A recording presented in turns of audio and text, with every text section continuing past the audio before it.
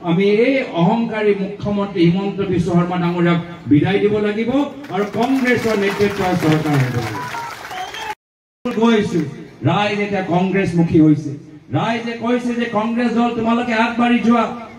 তোমালোকে মুখ্যমন্ত্ৰীৰ বিৰুদ্ধে হৰপ হোৱা আৰু তোমালোকে নিষ্ঠাৰে কংগ্ৰেছ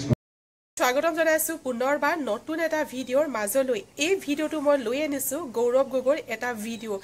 এখন সভাত দুদান্ত ভাষণ দিছিল ৰাইজৰ আগত চিঞৰি কৈছিল যে হিমন্ত বিশ্ব শৰ্মা অহংকাৰী হৈছে আৰু এই অহংকাৰী হিমন্ত বিশ্ব শৰ্মা চৰকাৰক পতন কৰিবই লাগিব মানে পতন ঘটাবই লাগিব আৰু লগতে অহংকাৰী ৰাৱণৰ লগতো হিমন্ত বিশ্ব শৰ্মাক তুলনা কৰিছে তাৰে সম্পূৰ্ণ ভিডিঅ'টো মই আপোনালোকৰ মাজলৈ লৈ আনিছো আশা কৰিছো আপোনালোকে ভিডিঅ'টো চাই ভাল পাব আজি আপোনালোকৰ মাজত আহিছো এটাহে কথা ক'বলৈ যে আমাৰ লোকসভা নিৰ্বাচনৰ পিছত সমগ্ৰ দেশজুৰি এটা ৰাজনৈতিক ভূমিকম্পৰ সৃষ্টি হৈছে লোকসভা নিৰ্বাচন পূৰ্বে প্ৰধানমন্ত্ৰী মোদী ডাঙৰীয়াই ভাবিছিল যে তেওঁলোকৰ 400 পাৰ আসন আহিব সংবিধান তেওঁলোকে সলনি কৰিব আৰু সমগ্ৰ ভাৰতৰ ভিতৰত ৰাজত্ব চলাব একে সপোন কিছু অসমৰ ৰাজনীতিবিদৰ আছিল যে লোকসভা নিৰ্বাচনৰ পিছত তেওঁলোকে অসমৰ নিজৰ ভূমি সাম্ৰাজ্য আৰু বৃদ্ধি কৰিব ৰাজত্ব কৰি আমাৰ মানুহৰ ওপৰত আৰু অত্যাচাৰ কৰিব কিন্তু মই অসমৰ জনসাধাৰণৰ শলাগ ল'ব লাগিব ভাৰতৰ জনসাধাৰণক ধন্যবাদ আৰু কৃতজ্ঞতা জ্ঞাপন কৰিব লাগিব যে আজি এই লোকসভা নিৰ্বাচন যোগেদি তেওঁলোকে দেখাই দিলে যে কোনো ৰাজনৈতিক দল ভাৰতৰ জনসাধাৰণতকে বেছি শক্তিশালী হ'ব নোৱাৰে অসমৰ ভিতৰত কোনো ৰাজনীতিবিদ অহংকাৰী হ'লে ৰাইজে এটা সময়ত তেখেতৰ অহংকাৰ ভাঙিবহে আজি এই যে গুৰুত্বপূৰ্ণ বাৰ্তা অসমৰ জনসাধাৰণে দিছে তাৰ পৰা আমি অনুপ্ৰেৰণা পাইছো তাৰ পৰা আমি কাম কৰিবলৈ এটা স্পৃহা পাইছো কাম কৰিবলৈ মন কৰিছে আৰু মই দেখা পাইছো যে যিমান আমাৰ কংগ্ৰেছ দল শক্তিশালী হৈছে সমান সহকাৰে মানুহৰ এতিয়া আৰু শান্তিৰে উশাহ ল'বলৈ পাইছে নহলে আগতে মানুহৰ জীৱনত শান্তি নাছিল বিভিন্ন ধৰণৰ চিন্তা সেইবোৰ চিন্তা এতিয়াও আছে কিন্তু মানুহে জানে কি নহয় কংগ্ৰেছ থাকিলে ভৱিষ্যত আমি এটা আশা ৰেঙনি আমি দেখা পাম মানুহে এটা ক'বলৈ আৰম্ভ কৰিছে যে আহাবাৰ বিধানসভা নিৰ্বাচনত আমি এই অহংকাৰী মুখ্যমন্ত্ৰী হিমন্ত বিশ্ব শৰ্মা ডাঙৰীয়াক বিদায় দিব লাগিব আৰু কংগ্ৰেছৰ নেতৃত্বৰ চৰকাৰ হ'ব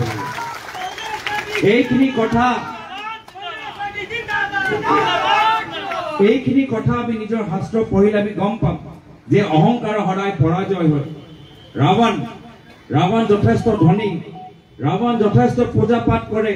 কিন্তু শেষত গৈ ৰাৱণ অহংকাৰী হ'ল আৰু যাৰ ফলত ৰাৱণৰ পৰাজয় হ'ল একে আজি যি মুখ্যমন্ত্ৰী হিমন্ত বিশ্ব শৰ্মা ডাঙৰীয়া আজি নিজৰ কাৰ্যকালত মাত্ৰ নিজৰ ধন সম্পত্তি বৃদ্ধি কৰিছে আৰু দুখীয়া মানুহৰ ওপৰত স্মাৰ্ট মিটাৰ লগাই দুখীয়া মানুহক অত্যাচাৰ কৰিছে তেওঁলোকৰ পৰাজয় হ'বলৈ নিশ্চিত আছে আজি শ্ৰদ্ধা ৰাইজ চাওকচোন আজি এইখন অসম চৰকাৰ ধাৰত চলি আছে ধাৰ কিয় লৈছে গুৱাহাটীত ডাঙৰ ফ্লাইঅভাৰ বনাবলৈ যি ফ্লাইঅভাৰ যোগেদি গুৱাহাটীত থকা ঠিকাদাৰৰ লাভ হৈছে কিন্তু এই ধাৰ এই যে শকত ধাৰ অসম চৰকাৰে লৈছে সেই ধাৰ মাৰিবলৈ এতিয়া অসম চৰকাৰে কি কৰিছে আমাৰ বিদ্যুতৰ বিল বঢ়াই দিছে আমাৰ ফাইন বঢ়াই দিছে আমাৰ জিএসটি টেক্স বঢ়াই দিছে টোল টেক্স বঢ়াই দিছে ৰেলগাড়ী বাছৰ সব গাড়ীতে আজি তেওঁলোকৰ টেক্স বৃদ্ধি কৰিছে আজি সেই কাৰণে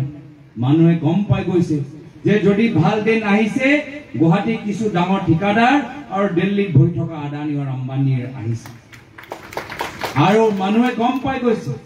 যে এতিয়া আমাৰ দুখীয়া মানুহৰ কথা মাত্ৰ কংগ্ৰেছ দলে কয় আৰু আজি আমি সকলোৱে দেখিছো যে কংগ্ৰেছ দল অকলে নহয় কংগ্ৰেছৰ লগত আমাৰ বিভিন্ন দল সংগঠন একগোট হৈ গৈছে লোকসভা নিৰ্বাচন আগতে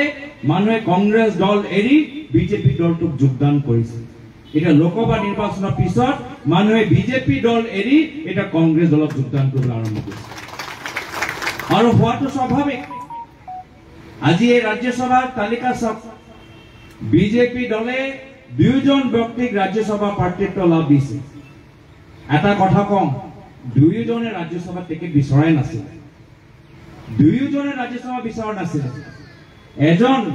এজনে ভাবিছিলে ৰাজ্যসভা নালাগে মোক লোকসভাই মই ভাল আছিল মই তাত মন্ত্ৰী আছিলো কিয়নো মোক টিকেট কাটি দিলে এতিয়া মোক ৰাজ্যসভা ঠেলি দিছে আৰু আনজন বৰাক ভেলীত তেওঁ বিধায়ক হোৱা সপোন দেখিছিল কিন্তু তেওঁ মুখ্যমন্ত্ৰী বিধায়ক হিচাপে নহয় এটা ৰাজ্যসভা হিচাপে সেমি ৰিটায়াৰমেন্টত পঠাই দিছে এসআইটি কেছ লাগি যাব এসআইটি কেছ লগা আগতে তেওঁ কৈ দিছে মই নিজৰ গোটেই ধন সম্পত্তি দি দিম এসআইটি কেছৰ ভয়ত ভূপেন বৰা ডাঙৰীয়াৰ এসআইটি কেছৰ ভয়ত এটা মুখ্যমন্ত্ৰী কৈছে মোক আৰু নিজৰ সম্পত্তি নিজৰ লগত নালাগে মোক গৌৰৱ গগৈকে দি দিম আৰু মই কৈছো যে মোক মুখ্যমন্ত্ৰী হিমন্ত বিশ্ব শৰ্মা ডাঙৰীয়া সম্পত্তি নালাগে কিন্তু ইমান সম্পত্তি কেনেকে হল সেইবোৰ কাৰণ আপোনালোকে ৰাজহুৱা কৰক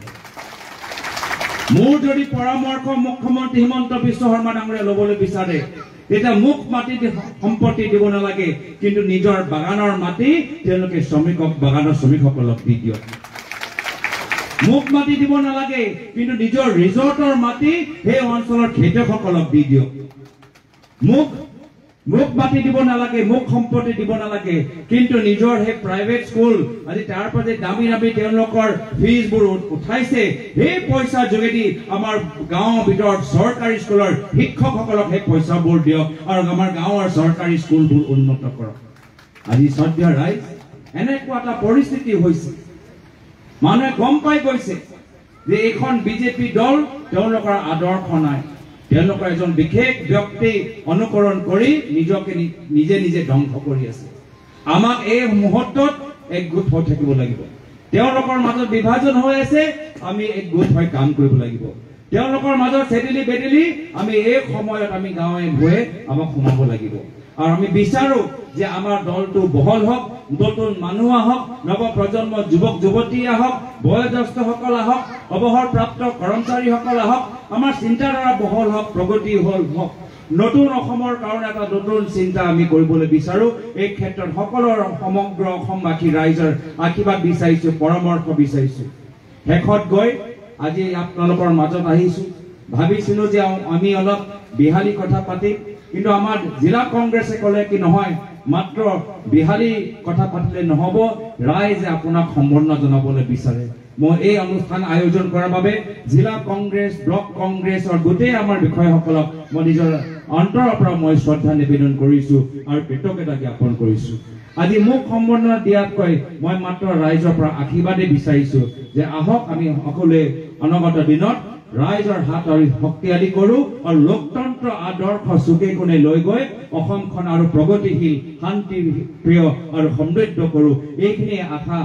আপোনালোক এইখিনি আহ্বান আপোনালোকৰ প্ৰতি মই জনাইছো আৰু এইখিনি কথা ক'বলৈ যে মোক সুযোগ দিলে তাৰ বাবে বিশ্বনাথ জিলা কংগ্ৰেছক মই ধন্যবাদ কৃতজ্ঞতা জ্ঞাপন কৰি ইয়াতে নিজৰ চমু দুএষাৰ সামৰিছো ধন্যবাদ জয় হিন্দ জয় আই অসম